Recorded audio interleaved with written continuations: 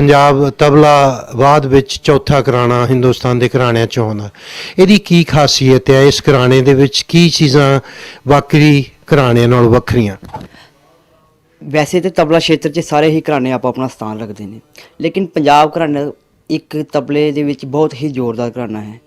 ਇਹਦੀ ਖਾਸ ਪਹਿਚਾਣ ਇਹ ਹੈ ਕਿ ਇਹ ਪਖਾਵਜ ਔਰ ਤਬਲਾ ਮਿਕਸ ਹੈ ਇਸ ਪੰਜਾਬ ਘਰਾਣੇ ਦੀ ਔਰ ਇਸ ਪੰਜਾਬ ਘਰਾਣੇ ਦਾ ਜਿਹੜਾ ਤਬਲਾ ਹੈ ਉਹ ਸਾਰਿਆਂ ਨਾਲੋਂ ਹਟ ਕੇ ਹੈ। ਮੈਂ ਇੱਕ ਛੋਟਾ ਜਿਹਾ ਤੁਹਾਨੂੰ ਬੋਲ ਸੁਣਾਉਣਾ ਹਾਂ ਪੰਜਾਬ ਘਰਾਣੇ ਦਾ ਜਿਸ ਤੋਂ ਕਿ ਪੰਜਾਬ ਘਰਾਣੇ ਦਾ ਸਾਰਾ ਤਬਲਾ ਦਰਸਾਇਆ ਜਾ ਸਕਦਾ ਹੈ। ਧਾ ਦੇ ਕਿਟ ਤੱਕ ਤੇ ਟਿਕ ਧਗ ਤੇ ਟਿਕ ਗਜ ਗਿਣ ਨਗ ਤੇ ਟਿਕ ਤੇ ਗੇਤਰਾਣ ਧਾ ਕਧਰ ਤੱਕ ਧਾਤੀ ਧਾਣ ਦਰਗੜ ਤੱਕ ਧਾਤੀ ਧਾਣ ਦਰਗੜ ਤੱਕ ਧਾਤੀ ਧਾ। ਸੋ ਇਸ ਤਰ੍ਹਾਂ ਦੇ ਉਠਾਨ ਦੇ ਜਿਹੜੇ ਬੋਲ ਤੁਹਾਨੂੰ ਹੋਰ ਕਿਸੇ ਘਰਾਣੇ ਦੇ ਵਿੱਚ ਨਹੀਂ ਮਿਲਣਗੇ। अच्छा और थोड़े जड़े बाबा उस्ताद अल्लाह रखा खान जी खान साहब उन्होंने तारीफ जिन्नी भी होवे थोड़ी आ उन्होंने बहुत ही बिखड़ा तबला बजाया। बिल्कुल ਉਹ ਅਕਸਰ 8.5 ਮਾਤਰਾ 9 ਜਾਂ 13 ਵਜਾਉਂਦੇ ਸਨ ਔਰ ਉਹਨਾਂ ਦੇ ਆਸ਼ੀਰਵਾਦ ਨਾਲ ਹੀ ਇਸ ਵਾਰ ਮੈਂ ਆਪਣੇ ਛੋਟੇ ਬ੍ਰਦਰ ਨੂੰ 8.5 ਮਾਤਰਾ ਤਾਲ ਕਰਵਾਇਆ ਸੀ। ਇਸ ਤਾਲ ਦਾ ਨਾਂ ਅਸਤਗ੍ਰਹਿਣ ਤਾਲ ਹੈ ਔਰ ਇਹਦੀ मात्रा ਤੁਹਾਨੂੰ मैं गिन के दिखावांगा 1 2 3 4 5 6 7 8 1 2 3 4 5 6 7 8 और इस दे बोल ਹਨ ਦਿਨ ਨਾ ਤੂੰ ਨਾ ਕਤਾ ਦਿਨ ਨਾ ਦਿਨ ਨਾ ਤੂੰ ਨਾ ਕਤਾ ਦਿਨ ਨਾ ਔਰ ਇਹ ਤਾਲ ਆਮ ਪ੍ਰਚਲਿਤ ਨਹੀਂ ਹਨ ਆਮ ਸੁਣਨ ਦੇ ਵਿੱਚ ਘੱਟ ਆਉਂਦੇ ਨੇ।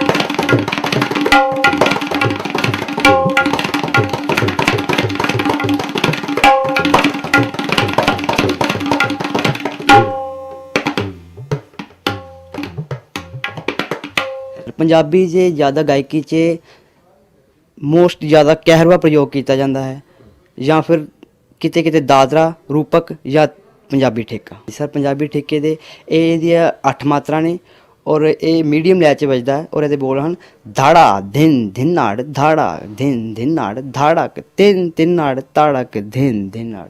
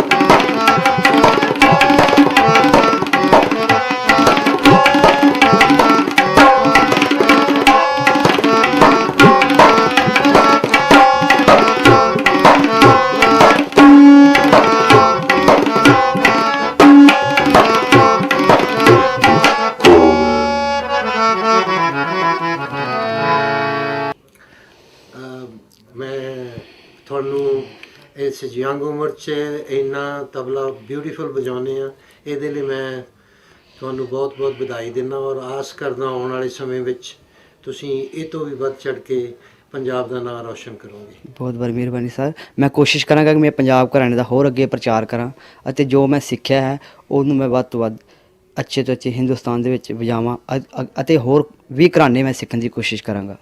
ਸ਼ੁਕਰੀਆ। ਧੰਨਵਾਦ।